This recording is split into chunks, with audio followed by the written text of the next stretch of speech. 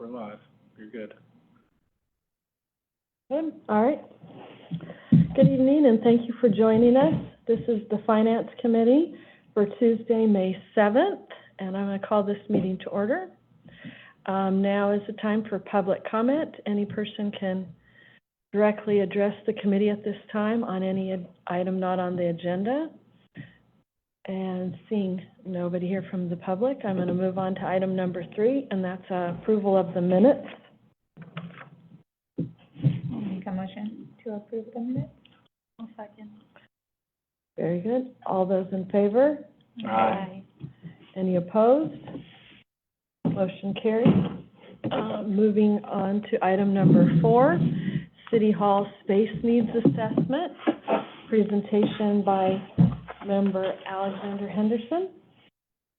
Yes, Chairman Smith and members of the committee. This item and the next item are somewhat related, but this is a little more specific, so I wanted to have a separate discussion about it. Specifically relates to current City Hall building, which is comprised of really 3 separate spaces, which include the main building. It was originally built as a bank in 1913, which is on the corner of Draper and Marion Street. Space currently has finance and utility staff, the city clerk, and the city manager's office. The space directly next door, our community development department, also has administration, finance, and support staff. And finally, the building that we're in right now, the council chamber, the conference room, and then some storage in the back comprise City Hall. It's about 7,000 square feet total. The city actually owns the former bank building. The other 2 buildings are leased. Currently, these buildings are fully occupied with limited options for adding staff. During the city's most recent strategic planning session, council and staff discussed the need to examine long-term options. This coincides with the city adopting a development agreement with the landowner for the exchange of 3 acres for future city use. Staff believes a City Hall needs assessment is a logical starting point for determining options, including an existing conditions report, an analysis of existing operations, a staff survey, 20-year population projections, and identified needs. This would allow for public input to discuss alternative site options to match community needs. So staff is recommending that the Finance Committee recommend that the council authorize staff to develop a request for proposal to solicit interested architecture and engineering firms to provide a bid for services to assess existing building conditions and potential deficiencies related to functionality, assessment of staff needs, and recommendations for future needs based upon community needs and expectations, as well as current and future public service delivery models. Once developed, the Finance Committee can provide final review of the RFP prior to solicitation of proposals. Based upon similar studies done recently, staff anticipates this cost to be between $50,000 and $75,000 to complete. Staff has included an earmark as part of the fiscal year 2025 capital improvement budget.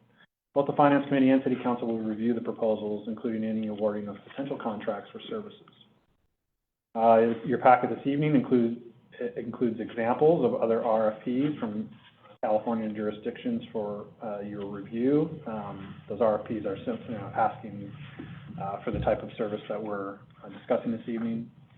Staff would obviously craft a document that includes portions that are relevant to Kingsburg. These documents provide a template for that proposed effort. I've also included an example work product that came out of one of the RFPs for Capitola, California. So tonight, again, we are recommending the Finance Committee make a recommendation to the City Council to move forward with an RFP and authorize the Finance Committee to approve the release of the RFP once it meets their satisfaction. That concludes my report, but I'm certainly happy to answer any questions that the committee may have. Thank you. All right, I'll open it up for committee discussion.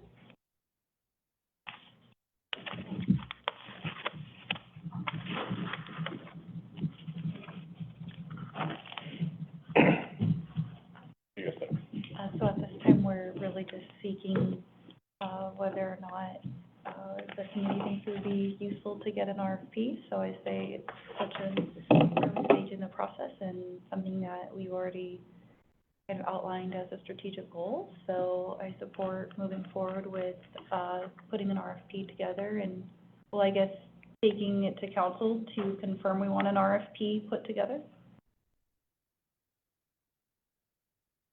What exactly are you getting, like, your RFP is to do remodeling of this building or architecture for a completely new building? Yeah. Okay, I just wanted to make sure that was 100%. Well, I think it will identify different opportunities. I don't suspect that this building will be in a position to do that, but I think what would be helpful once we have an end product, especially if we are talking about building a new facility, is to make sure that we've gone through our paces and can say like, hey, this is what the projected city hall, needs will be now, or what they are now versus what they will be in, 2045 and beyond. And so this is kind of, what our recommendation is, what the standard is, the industry standard is for space, and then they can also provide, I think, some projections with regards to cost estimates. So I think, we can make the RFP as detailed as we want to get as much information out of it, but I think the goal is just to say like, hey, this is how we decide, this is how we decided how large of a building we need, what that looks like, how it's designed, all those sorts of things. I think we're well overdue on this process. Sure. So, yeah. And yeah, it's one of our goals. It makes sense. I'd agree. I'll make a motion. I'll second. All those in favor? Aye. Any opposed? Motion carries. Okay.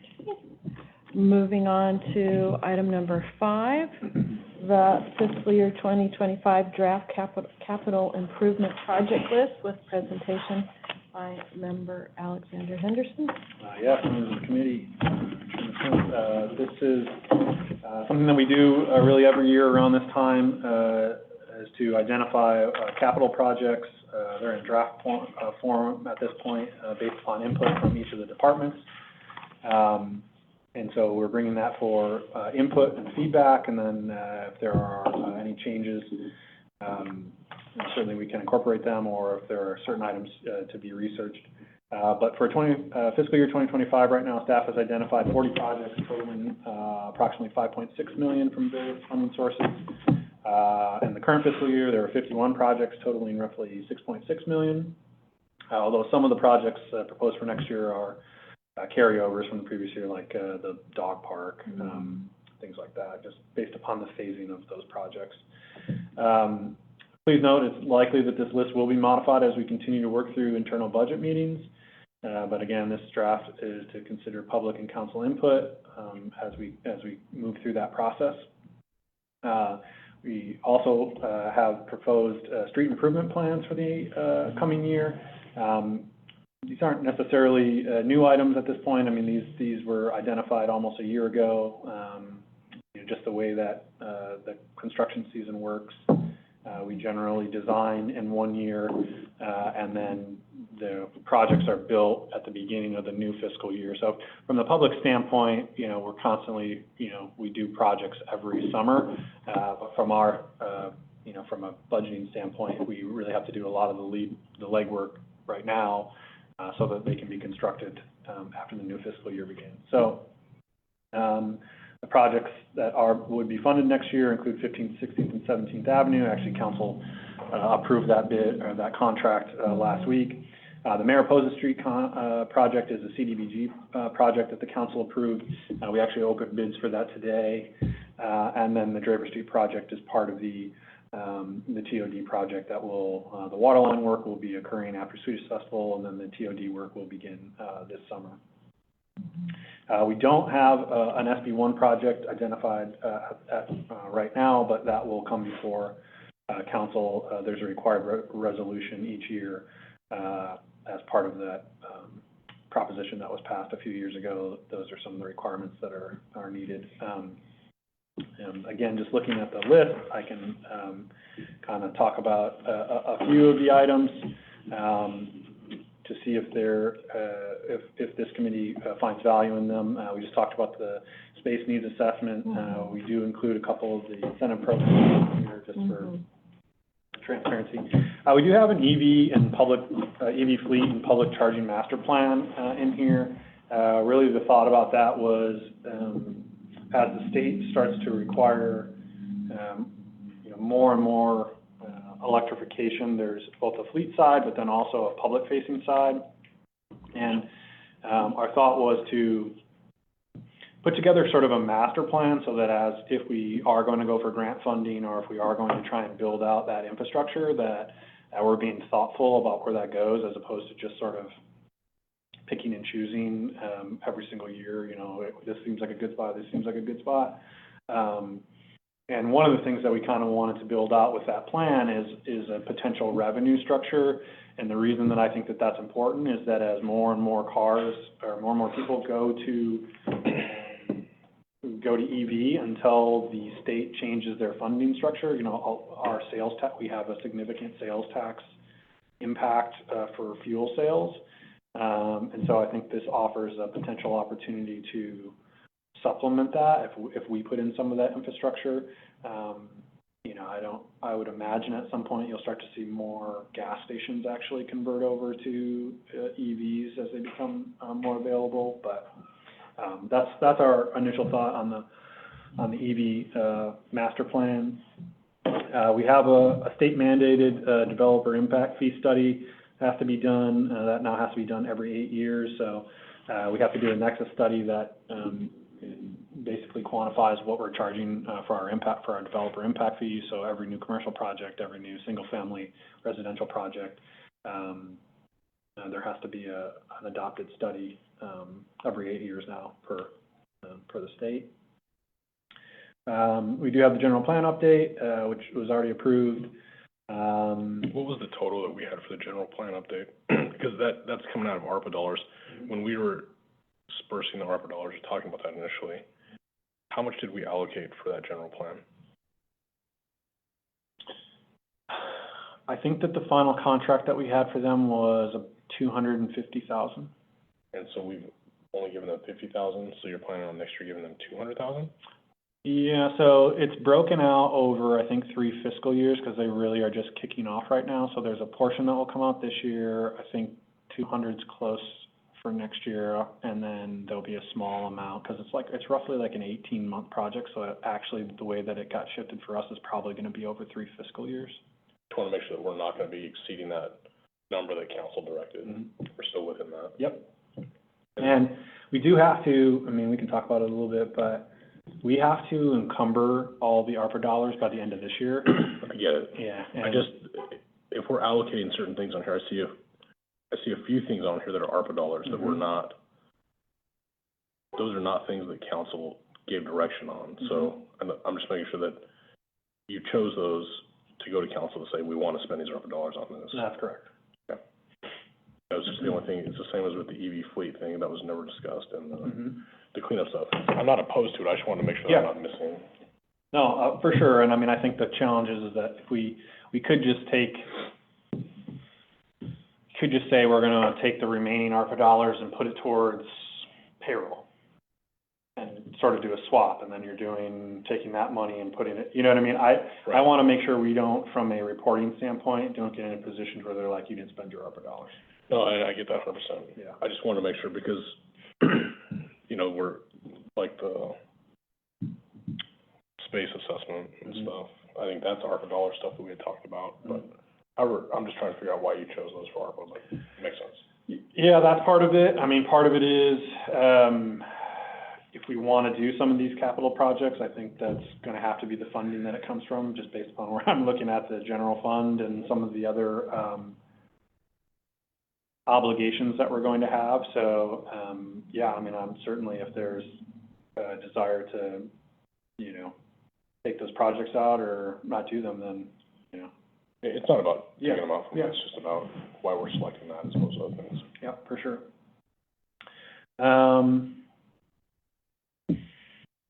Talked a little bit about the roads already. We've got, there's a $950,000 payment in here for the fire engine, although those have, you know, we've been accumulating those over a few years, including the OES grant, but we are gonna have to make that payment, in the coming year. Talked about the dog park, you know, some new vehicles, that are usually in each year, and then the water main project will be happening as part of the 15th, 16th, and 17th Avenue projects, as well as Draper Street, and then, you know, just some other, water fund capital improvement projects. We're doing, turf replacement again. That's proposed right now, and that includes both, there's some money in there for city, projects, and then also, residential ones, but those have slowed a little bit from the residential side. That's the ones where we're giving them, They get money, a map, like, up yeah, to, like, a portion of 3,000. it. They can get up to 3,000, but it's based upon square footage, so you have to convert a pretty significant amount to get the full amount. But, again, you know, if there are projects that are not listed here, that the committee, you know, would like, some more information on, certainly happy to do some more research on that. If there are any that you are thinking, you know, are not, you know, worthy of making it to the next round, I'm happy to hear those opinions too. The ambulance, the 100,000, that's coming out of the ambulance fund? Yeah, so we're trying to get to a point where we're setting aside dollars each year so that when we have these very large, you know, purchases, that we just have an established fund and we're just doing it every single year. So yes, that's a set aside essentially into a deposit account, but it is being funded out of, you know, out of the ambulance fund. Okay. The only thing that I'd like to see is before it goes to council or when it goes to council, on the fire engine replacement, with that being such a high dollar and it coming from 4 different sources, I would just like to see how that's broken up, how much of that's coming from ARPA, how much from fire, state, and Measure. Can do. And just a question, water rate study analysis, 45,000 is for the whole analysis? Yes. Okay. I think that was a rough ballpark given. And yeah, that's an important one too. So we're getting to the point, we haven't raised water rates since 2017. And so I do not want to go through the same thing that we went through in the disposal fund. And so I think we need to start looking at, a rate study so that we can, you know, talk about, making sure that fund stays, solvent. And there's just money in there now, I'm not worried about it, but I just, like I said, I don't want to get on the opposite side of it. There's stuff from that settlement, right, that's on the water enterprise? We used the settlement to, Yeah, a good portion of it, but there's still a little bit in there, yeah. I feel like, majority was used For the actual treatment for and the then treatment. the loan. I'm good with the rest of it.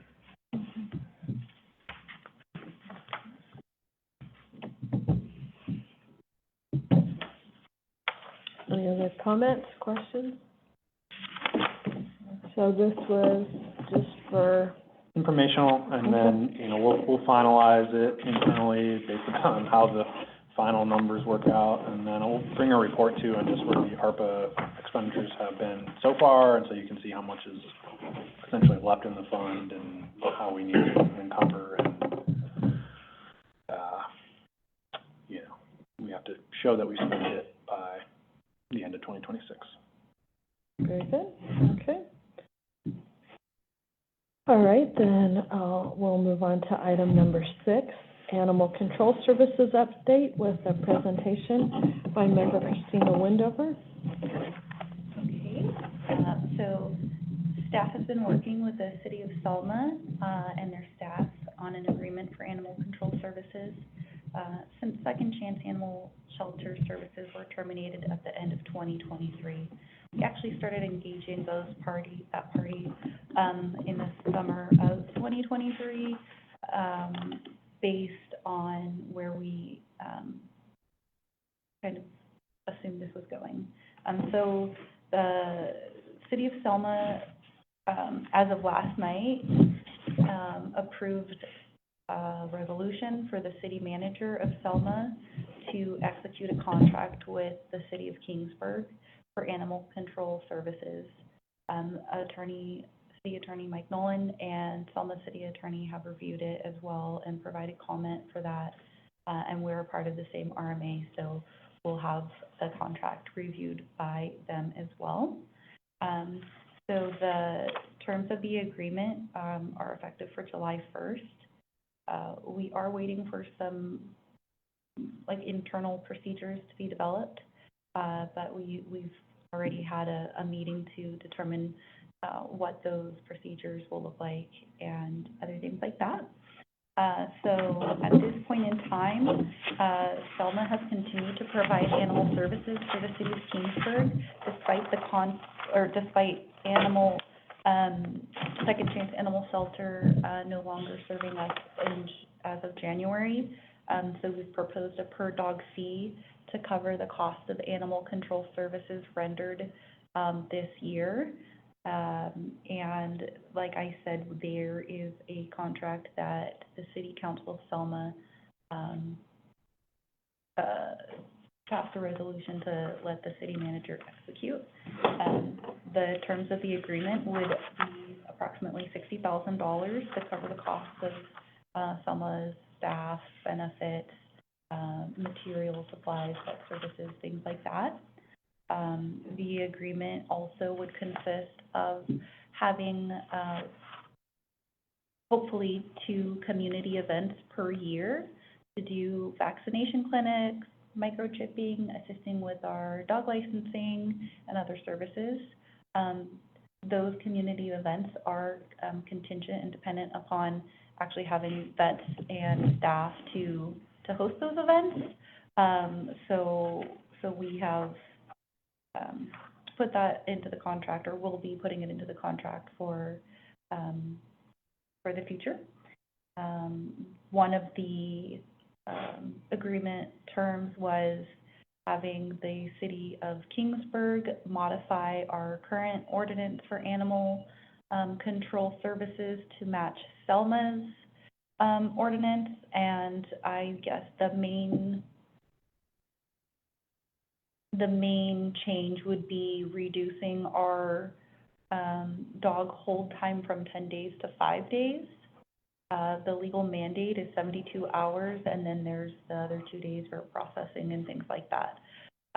We previously have reached out to several other animal control services throughout Fresno and Visalia, and that 5-day is really the industry standard if it's above the 3-day legal hold. So it is consistent with what we've seen in other places, and it'll also help ensure continuity of services for their practices internally and aligning that with ours. And then, of course, we would have to develop our procedures, train staff on our end and their end on how to deal with that, and then community education with what to do if there's a need for animal control services. So at this point in time, we are recommending that the Finance Committee recommend approval of a new agreement with the City of Selma to the City Council, conditioned upon final review of the updated contract with the City Attorney. So I'd be happy to answer any questions or provide any additional information. So I see an annual cost of $60,000, but then you had mentioned the per dog fee agreement. The per dog fee agreement would be for January 1st, 2024 to now, and So back pay. back pay for services we've already received. How much is that? Do we owe them? We don't know yet. We're working through that. So they've taken 9 dogs Oh, okay. so far, so. So it'll be a reasonable one. Well, what we're gonna do is say, how long did you have them? Did they get returned? Did they get euthanized? So I've been talking with their city manager and Terry, the animal control person, but it's kind of been a handshake agreement, right, since that left, and so we said, hey, we want to be equitable about the dogs that you have taken, but my preference was to start the contract with the new fiscal year, so that it would start July 1 and you know, go for a year. So we're working through that. And as it stands, we budgeted $30,000 this year for animal control services with Second Chance. I think we've paid, because they stopped billing us when they were starting to go under there in like October, I think we paid like $3,000 or $4,000. So we have some money there that we can utilize to take care of the rest of this fiscal year. Then I have on the scope of work, on item 1, it says, receive and evaluate stray animals brought in by the city of Kingsburg. I have 2 questions about that line. One is it says that they will receive them if we bring them in. So is it gonna be someone locally's responsibility to catch that dog and drive it to Selma? And what do we do when it is not Monday through Saturday, 8 a.m. to 4 p.m.? So it's not, it's very close to, if not exactly the same to what we did with Second Chance, right? So this is probably better defined as like an animal sheltering contract as opposed to like an animal control contract. It's not a dog catcher, it's a dog houser. Correct. So we have never had like someone come, you know, on call to come get a dog, right? So what happens is, for the most part, it kind of depends upon the situation. So if there's a person actually, you know, if you're at your house, you catch a stray, you have hold of them, call the non-emergency dispatch number. Depends on what time of day it is, right? So if it's during business hours, you know, probably gonna be a public works person that comes and grabs them, and then they will transport them to the shelter. After hours, you're gonna call the non-emergency dispatch number, it's gonna be a police officer that responds, and it just depends upon what the situation is, right? So we kind of have internal protocols. It's like, well, is the dog injured? Is it a traffic issue, or is it just running loose, right? So if it's just running loose and it's not a traffic issue, then they can't get it, then they can't get it, right? If it's like a Saturday night, let's say, and they get a dog, what happens is we have 3 temporary facilities at Public Works, and there's an internal protocol. We have food there, we have a microchip, everything like that. And so the animal will be housed, you know, either if it's a Friday night, then on Saturday the on-call person will come take them in and transport it. If it's a Saturday night, then that will happen on Monday. But also citizens have the option of dropping them off? No. No. No? No. I thought we had that in the past. Yes, but with this one, we had an internal discussion about, especially as it relates to enforcement, about making sure that there was contact from our staff to make sure that if it's a stray, it's one thing, but oftentimes what happens in Kingsburg is that it's an owned dog, and there has to be some follow-up with regards to potential enforcement, right? So that, you know, So it doesn't keep happening. Correct. So they're following municipal codes. Correct. So my only ask of this would be, when this does go before council, I'd like to have the police department there to explain that process, and maybe even someone from Public Works. Sure. Just, I have a feeling we're gonna get a lot of questions, and if they could walk through and maybe even, if they have a way of just better explaining that, whether that's through photographs or previous incidents, whatever that is, just so that's very clear, because those questions are gonna be. And there are, you know, we have internal contact numbers, right, that aren't necessarily for the public, right? So that they can get hold of, yes, happy to. I just want the police to be able to explain what they do when that call comes in at 10:30 at night on a Saturday.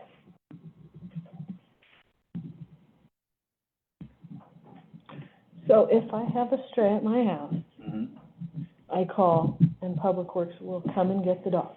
It's gonna depend upon what time of day it is, but. Or the police. Yes.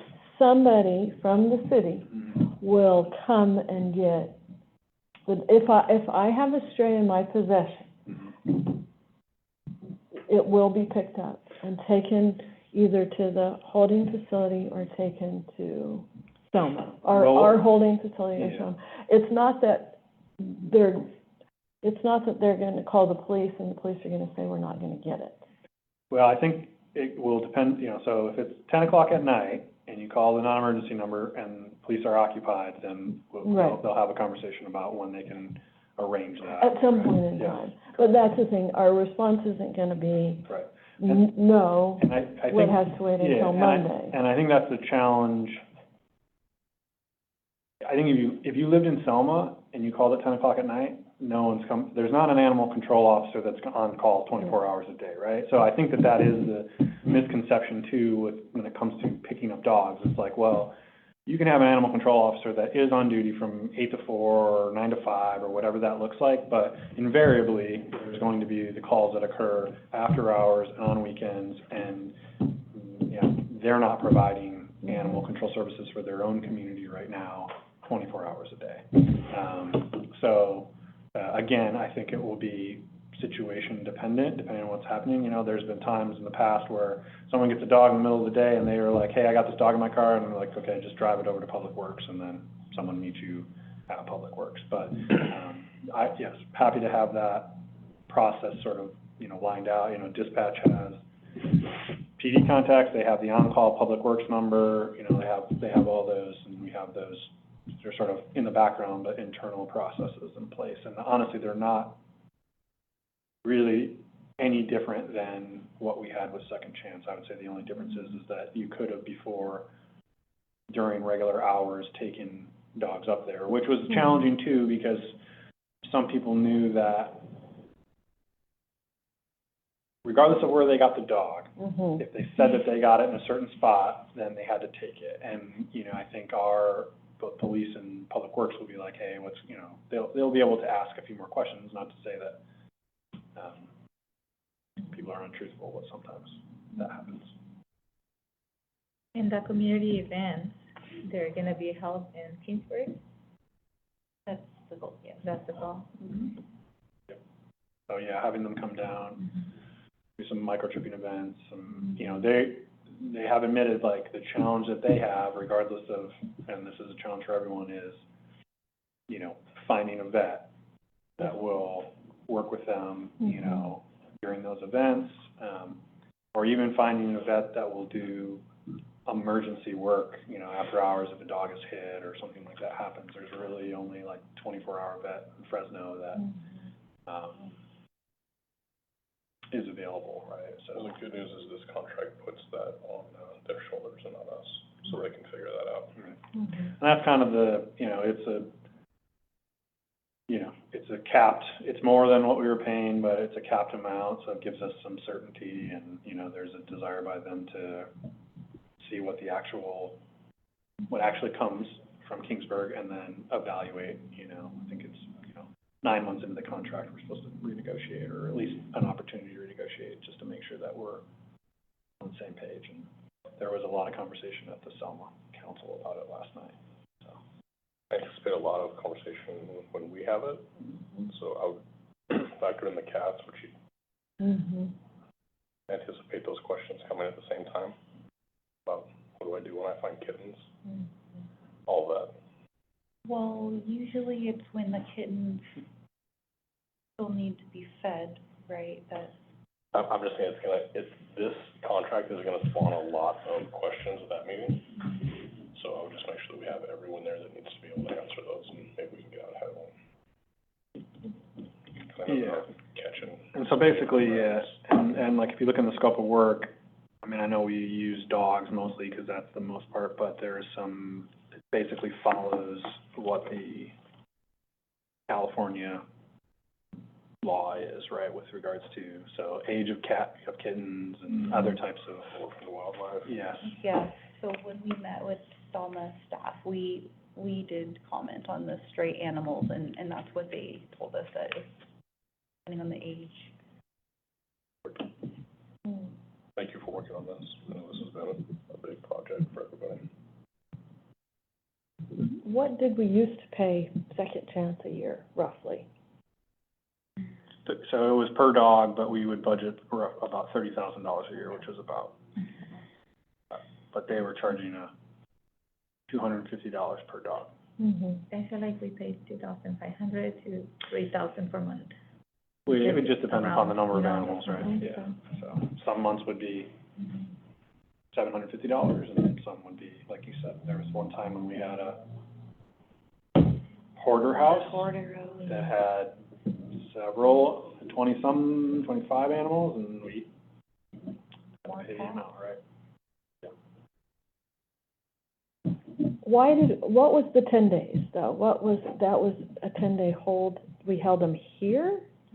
No. For them to hold them. So we required a second chance based on our ordinance, second chance was required to hold them for 10 days before they could adopt them out?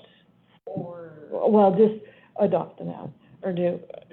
until they had So they were owned by the, by second chance. Until they Okay. were awarded the So that's state. what we would be changing to 5 days, okay.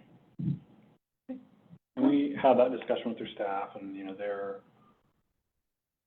Terry Rockhold, who they brought on, was at Fresno Humane and has done this for a lot of years, and she just said, listen, 5 days is, it's an owned dog. Yeah, Someone's reclaiming it within 5 days. That's 2 days past the state requirements anyway, right?